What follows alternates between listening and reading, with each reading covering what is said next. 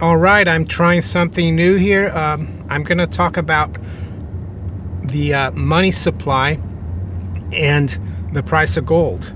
Yes, I think it's an interesting subject.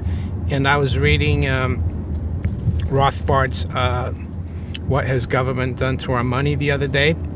And he talks about that if you look at money as gold, and then you look at the evolution of money and banking, he calls it warehouse. So in a free market, warehousing becomes a service to people who don't want to carry too much gold around, and eventually those warehouses issue warehouse receipts. Warehouses become banks, and the receipts are just as good as, well, they're a promissory note. You can go there and get your gold from the warehouse, just like you can get your other things from other warehouses. And he goes on to say that eventually, when the free market evolves and there's plenty of warehouses, and some people are more confident in other warehouses or banks, and they have more credibility. What people graduate to is that they accept like a book entry instead of a promissory note to their gold. And that book entry becomes deposit accounts. So basically, you have to count the banknotes plus also the deposits, which is part of M1, of course, to know what the total supply of gold is in the system. And he goes on to talk about, of course, about the fact that eventually a lot of these people who run the warehouses, the bankers, they started issuing receipts for nothing. And that's when you get into fractional reserve banking. But the point of this talk is to show you, even under our current fractional reserve system, that if you go back, let's say, since 1971 to 1933, the dollar today is still a derivative of when the term dollar meant a weight of gold. So I've gone back to 1980, when we had the last reset, and I've looked at the money supply, as you can see here, and at the gold price.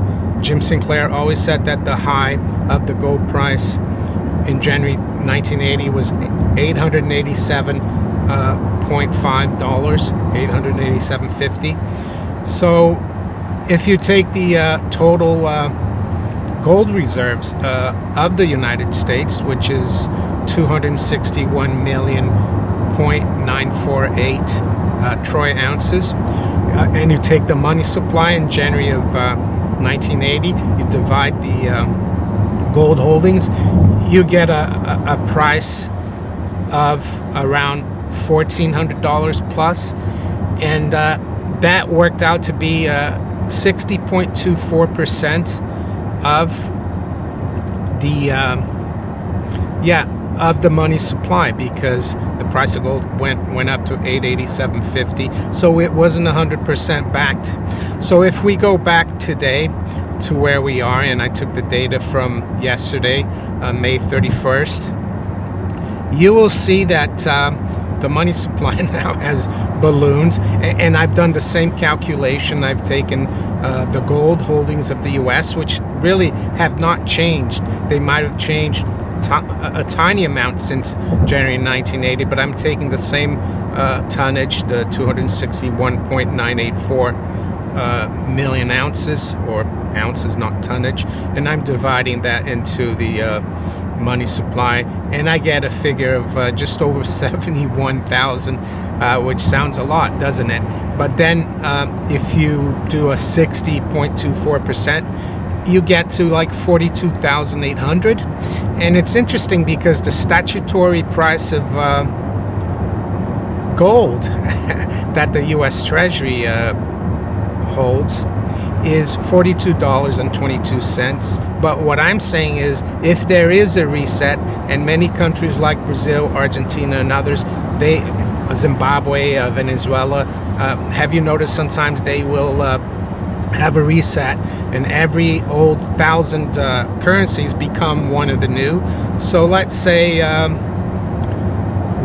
gold goes up to those lofty levels of 42,000 or something, and covers the money supply by 60%. And this, of course, is if everything remains the same as now. Things could change a lot. But then you have a new dollar issued. And for every $1,000 that you have, old dollars, they're going to give you one of the new ones. So that means that the price of gold at $42.22 would make a lot of sense. And I've calculated a few scenarios here, as you can see. And people who hold their wealth, like let's say liquid wealth in gold, would benefit 21 times more than those who didn't. So someone with a lot of fiat balances would lose out quite a bit. And even if the gold price, if they did a reset and the new gold price was $42.22, people who are holding gold are going to be much better off. Don't let the nominal amount fool you. It's all about relative wealth. So that's what I wanted to talk about. Do I think gold's going to go to 42 or 71,000? No, but this would be the mechanism for a reset of the dollar. They've done this many times before in other countries, and they've used the dollar, of course, instead of gold to reset. But what are they going to use once the dollar goes? Well, they can only use gold, because gold is the ultimate form of money. There used to be a term back in the 60s, prior to Nixon closing the gold window. Even my father used to talk about that the dollar was as good as gold. So if the dollar goes, they'll have to reset it versus gold. So this just gives you an idea of where the numbers should be. And I calculated it also for February 2020, as you can see here. And it was just above 15,000 at the time. Now we're at 71,000. So I'll talk to you later, guys. Take care. Bye.